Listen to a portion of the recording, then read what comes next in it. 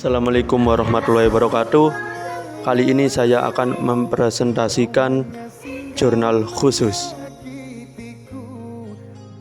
Jurnal khusus adalah buku jurnal yang digunakan untuk mencatat transaksi yang memiliki sifat atau jenis tertentu seperti penjualan, pembelian, pengeluaran, atau penerimaan kas. Jurnal ini mempermudah pencatatan transaksi yang sering terjadi dengan kategori yang spesifik. Jurnal khusus pada perusahaan dibagi menjadi 4: jurnal khusus penjualan, jurnal khusus penerimaan kas, jurnal khusus pembelian, jurnal khusus pengeluaran kas. Berikut adalah pengertiannya.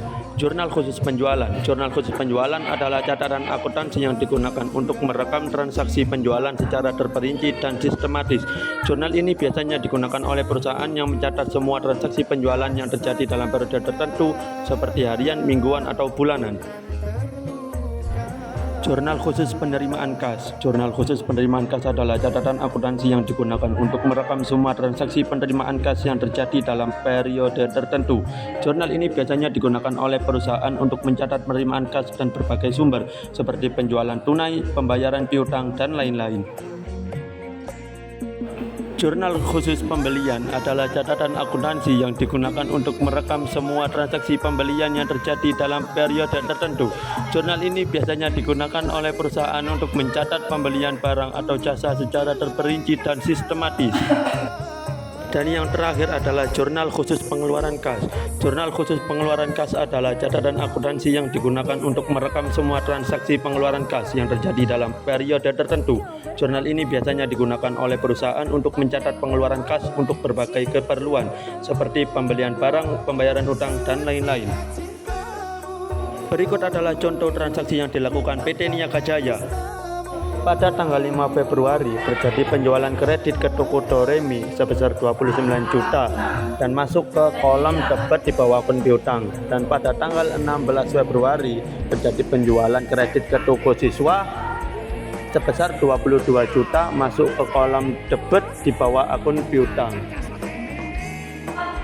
Pada tanggal 3 Februari menerima pelunasan piutang dari toko Mifasol sebesar 12.500 masuk ke kolom debit di bawah akun piutang 12.500 dan masuk ke kolom kredit di bawah akun piutang 12.500. Dan pada 4 Februari menjual barang dengan cara tunai ke toko ABC seharga 35 juta dengan potongan tunai sebesar 1 juta masuk ke kolom debit 34 juta di bawah piutang dan masuk ke debit di bawah lain-lain 1 juta dan masuk ke kredit di bawah penjualan 35 juta. Pada tanggal 11 Februari membeli barang dagang secara kredit seharga 25 juta dari PT Jaya Makmur masuk ke debit di bawah akun utang 25 juta. Dan pada tanggal 12 Februari membeli barang dagang secara kredit seharga 27 juta dari PT Roda Niaga masuk ke kolom debit di bawah akun utang 27 juta. Pada 6 Februari membayar utang usaha kepada PT BB sebesar 4 juta masuk ke kolom debit di bawah utang 4 juta dan masuk ke kolom kredit di bawah kas 4 juta.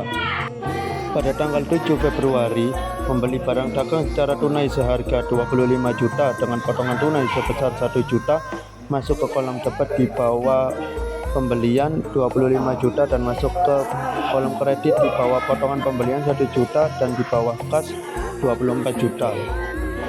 Pada tanggal 8 Februari membayar beban telepon sebesar 1.500.000 secara tunai masuk ke debit di bawah beban pembelian 1.500.000 dan masuk ke kredit di bawah kas 1.500.000. Pada tanggal 9 Februari membagikan dividen tunai sebesar 9 juta masuk ke debit di bawah lain-lain 9 juta dan masuk ke kredit di bawah kas 9 juta.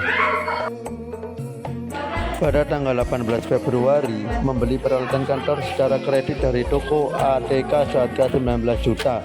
Keterangannya peralatan kantor dengan utang usaha masuk ke debit 19 juta dan ke kredit 19 juta.